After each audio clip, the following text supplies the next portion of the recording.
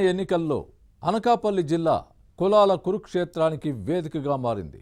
సామాజిక సమీకరణాల ఆధారంగానే వైసీపీ, టీడీపీ, జనసేన, బీజేపీ సీట్లు కేటాయించాయి.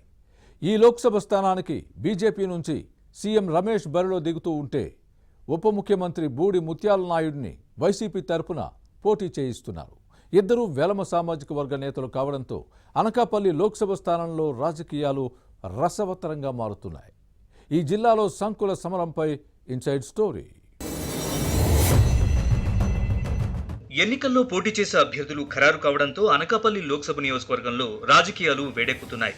ఒకప్పుడు ఈ స్థానం విశాఖ జిల్లాలోనే ఉండేది. పునర్విభజన తర్వాత జిల్లా కేంద్రంగా మారింది.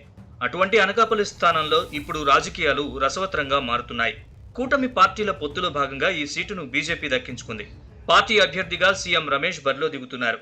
ఇక వైసీపీ తరపున ఉప ముఖ్యమంత్రి బూడి ముత్యాల నాయుడు పోటీ చేస్తున్నారు.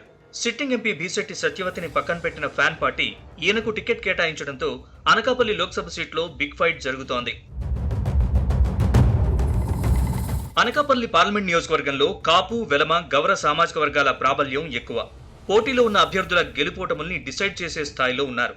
ఈ పార్లమెంట్ స్థానం పరిధిలోని పెందుర్తి, అనకాపల్లి, మాడుగుల, చోడవరం, నర్సీపట్నం, యలమంచిలి, పాయకరావుపేట అసెంబ్లీ నియోజకవర్గాల్లో ఈ వర్గాల ఓటర్లే కీలకం.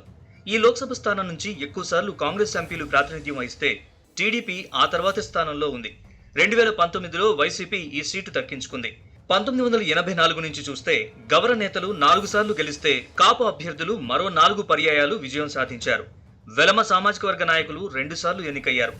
ఈసారి మళ్లీ వైసీపీ, బీజేపీ నుంచి వెలమ నేతలు పోటీ పడుతున్నారు.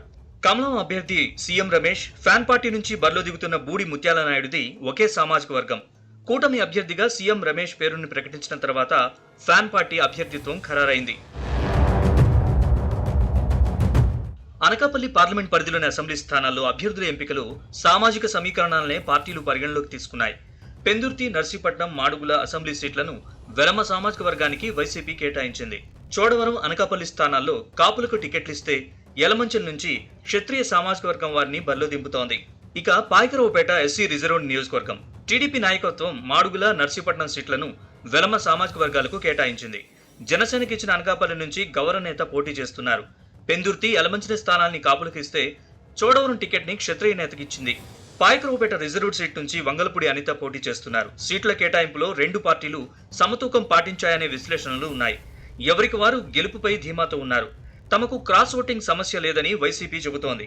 బూడి ముత్యాల నాయుడు మంత్రయ్యాక 4 కాసులు బాగానే వెనకేసుకున్నారట. తాను స్థానికున్నంటూ ఆ సొమ్మును ఖర్చు పెట్టేందుకు సిద్ధమయ్యారనే టాక్ నడుస్తోంది.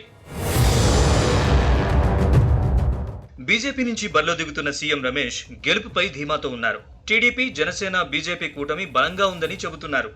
పార్లమెంట్ ఓటు బీజేపీకి, అసెంబ్లీ ఓటు కూటమి పార్టీలకు వేస్తారని భావిస్తున్నారు. పోలింగ్ కు ఇంకా చాలా సమయం ఉండడంతో తమకు కలిసి వస్తుందంటున్నారు.